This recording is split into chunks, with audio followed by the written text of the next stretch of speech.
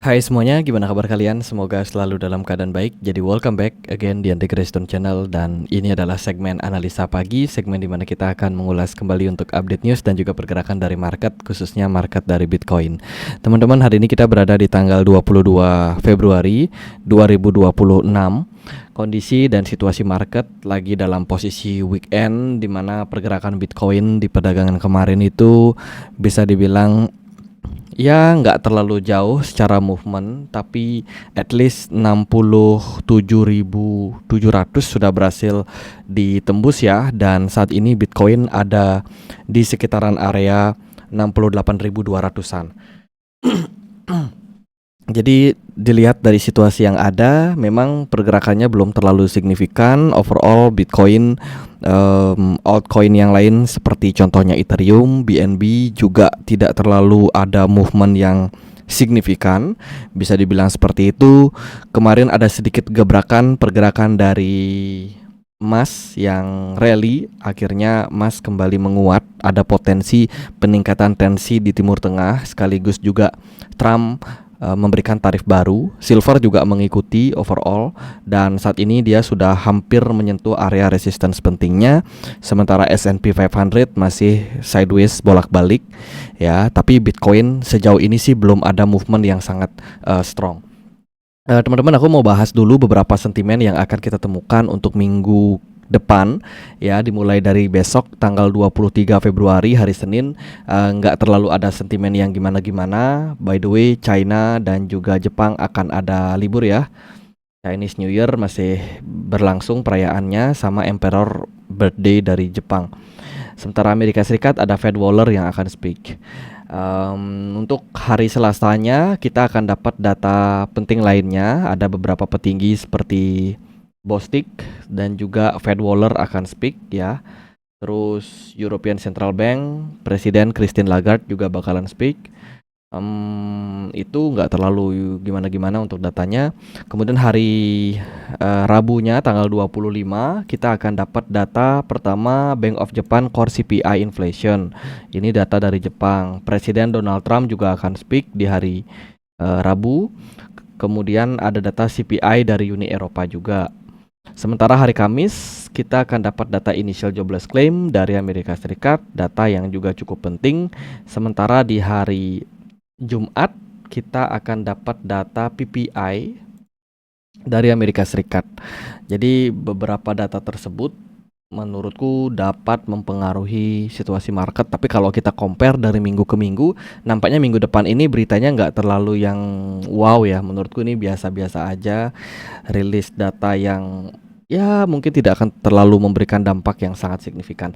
By the way, bulan Februari adalah bulan yang pendek ya untuk minggu depan. Ini udah tanggal 27, terus sudah ganti bulan aja gitu. Sementara kalau kita lihat dari monthly return-nya Bitcoin,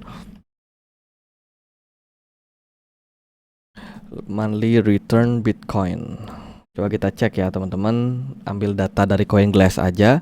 Untuk kuartal 1 kita masih kondisi minus ya, negatif 21,8% sejauh ini.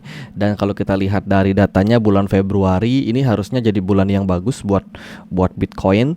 Namun kita masih menderita minus 12,97%, sedikit lebih baik dibandingkan dengan data di 2025 yang menunjukkan kita minus 17%-an something gitu.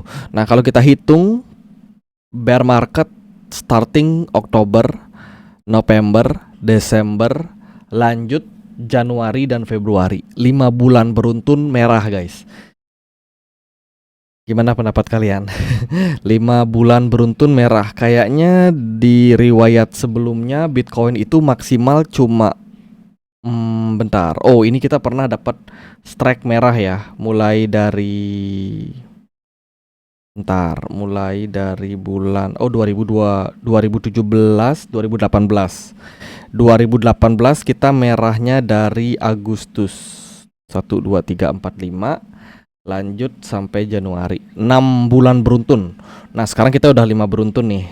Apakah bulan Maret nanti akan merah lagi menutup kuartal 1 yang bakalan tambah parah atau seperti apa. Tapi ya itulah situasi dari market saat ini. Bitcoin memang lagi kondisinya lagi menurun seperti itu. Aku mau update beberapa sentimen data dari market ya teman-teman. Pertama ada Iran mengatakan para pejabat Amerika Serikat telah menerima garis merah mereka untuk terus memperkaya uranium dan kedua belah pihak sedang berupaya mencapai kesepakatan yang cepat. Setelah perbincangan baru-baru ini di Jenewa. Anggapan bahwa Iran akan sepenuhnya menghentikan pengayaan nuklir ditolak. Kedua, negosiasi difokuskan untuk komponen teknis program atom Iran. Ketiga, diskusi mencangkup lokasi tingkat dan juga jumlah centrifugal uranium. Yang keempat adalah Iran telah menolak usulan untuk memindahkan material nuklir ke luar negeri. Kesepakatan nuklir kembali dibahas. Jadi saat ini Amerika Serikat sama Iran lagi membahas tentang nuklir. Ya, ini bisa menjadi salah satu senjata yang akan dipakai oleh Iran kalau misalkan kesepakatan terkait dengan perang ke depan gagal tercapai. Ini tentu saja membawa dampak negatif ya untuk market global. Termasuk juga impactnya adalah kenaikan harga emas yang terjadi belakangan. Terus aku mau update juga tentang kondisi investor institusional yang mana menjual saham Amerika Serikat senilai 8,3 miliar US dollar pekan lalu. Penjualan ini merupakan penjualan terbesar kedua yang pernah tercatat. Ini data dari BOFA atau Bank of America, di mana klien-kliennya terdapat aksi aktivitas jual yang besar. Ya, ini terjadi di last week atau minggu lalu gitu. Dimana di sini tertulis institusi banyak yang masuk, sementara retail dan hedge fund beberapa ada yang entry, sementara institusionalnya justru keluar teman-teman. Ya, kalau dia ke kiri dia minus ya, ini kan minus. Berarti dia ada arus keluar gitu. Jadi para institusi udah mulai keluar dari saham. Kayaknya udah mulai dapat semacam peringatan atau kekhawatiran terkait dengan potensial perang.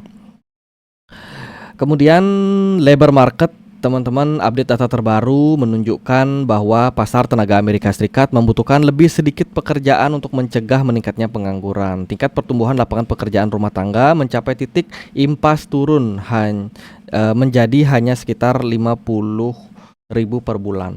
Artinya adalah ya kondisi dari ketenaga kerjaan Amerika Serikat ini lagi turun-turunnya untuk sejauh ini gitu. Jadi bisa jadi meningkatnya potensi pengangguran yang lebih besar lagi untuk ke depan.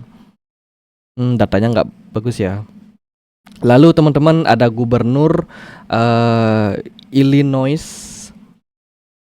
Pritzker, ya itulah namanya ya, mengirimkan tagihan kepada Presiden Trump menuntut pengembalian dana sebesar 8,6 miliar menyusul putusan Mahkamah Agung tentang tarif.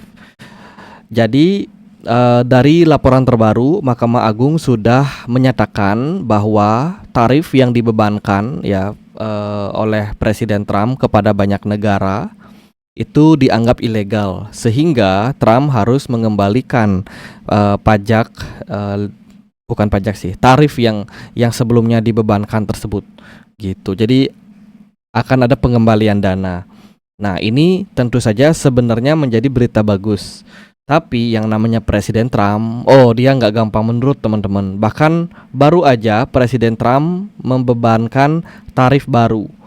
Presiden Trump kemarin mengusulkan tarif tambahan hingga 10% di atas tarif normal sebagai tanggapan terhadap Mahkamah Agung Amerika Serikat.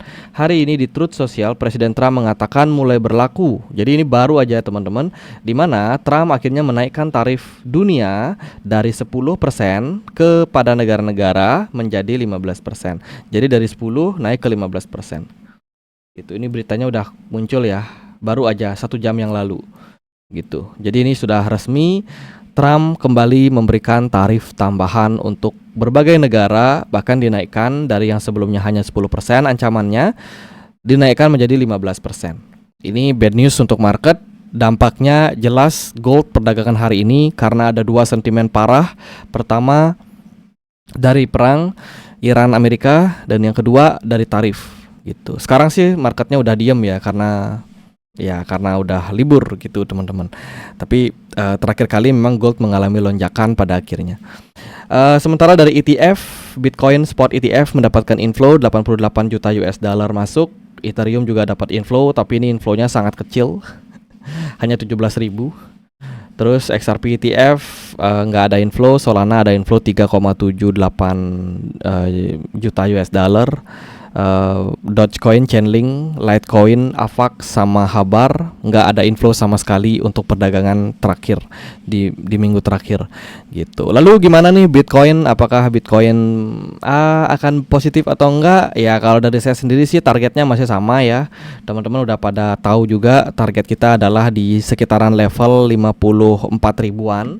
Teman-teman, ini adalah Fibo 161,8 yang menjadi target saya untuk mulai akumulasi kembali gitu ya. Jadi ini bukan bukan rekomendasi buat teman-teman ikutin. Kalau dari saya pribadi sih expect ketika harganya turun ke sini saya akan mulai cicil beli lagi. Dan saya juga nggak jamin kalau ini akan menjadi bottom. Bisa jadi dia masih bisa turun ke bawah baru dia rally, atau mungkin ya testing area tersebut dan dia rally gitu. Tapi yang pasti aku nggak jamin kalau ketika dia sentuh area ini akan menjadi level yang bisa dibilang langsung mantul gitu ya. Itu target saya masih sama. Dan untuk progres Bitcoin saat ini, jika kita lihat dari wave theory, kita pakai chart yang ini aja deh. Oke. Jadi gini guys, kalau kita pakai Elliott Wave Theory, ini adalah wave satunya, 2, 3, 4 dan 5 gitu. Wave 5 agak extended, agak panjang, dimana terdiri dari 5 wave lagi di sini kecil seperti ini, ya kan? Maka kalau target saya seperti itu, ya kita expect untuk turun satu kali lagi, dapat bantingan satu kali lagi, ngejar wave 5 gitu. Tapi sekarang kita masih berada di progress wave 4. Jadi untuk saat ini ya bakalan istilahnya, bakalan challenging lah. Ingat wave 4 ini adalah wave yang akan paling boring dibandingkan dengan wave yang lain. Yang namanya market boring, banyak sideways-nya, banyak fake out-nya. Jadi alangkah baiknya kalau kita lebih prepare dan menghindari yang namanya aktivitas all in di kondisi situasi seperti sekarang ini. Apalagi teman-teman trading di futures market gitu. Sangat-sangat tidak direkomendasikan untuk all in, sebab situasinya penuh dengan ketidakpastian. Nah, secara technical kalau kita melihat Bitcoin di 4 jam, Bitcoin ini udah bagus karena dia breakout dari area trendline di sini ya, dari descending channelnya. Oke, berhasil breakout. Cuman posisi breakoutnya kemarin saya sedikit kritisi karena pertama volumenya nggak besar-besar banget, dan juga proses breakoutnya ini kayak ya biasa-biasa aja gitu. Ini kalau kita compare sama apa yang terjadi di perdagangan kemarin, minggu kemarin ya. Minggu kemarin kan bagus nih teman-teman tuh. Dia juga sama, descending channel agak turun, tapi ketika dia breakout dari sini, dari trend line ini, itu kenceng gitu. Volumenya juga oke lah, dan ya candlenya juga lumayan panjang secara body candle. Tapi yang terjadi kemarin itu justru ya kayak nggak terlalu nggak terlalu menarik lah, nggak terlalu kuat untuk sinyal bullishnya gitu. Tapi ya, weekend mirip seperti minggu kemarin. Weekend justru market Bitcoinnya dikasih rally, dan aku sendiri nggak yakin, nggak terlalu yakin kalau dengan proses kenaikan seperti ini bisa membawa pergerakan Bitcoin naik cukup tinggi gitu. Sebenarnya fair value gap Bitcoin ini masih ada di sekitaran 83.000. Ini kita coba cek. Nah, ini dia guys, dari CME kita masih punya gap di sini ya, sekitaran level 83.000 sampai 81.000-an. Ya area inilah ya. Kalau misalkan dia bisa revisit ke sini, ini menurutku adalah best skenario.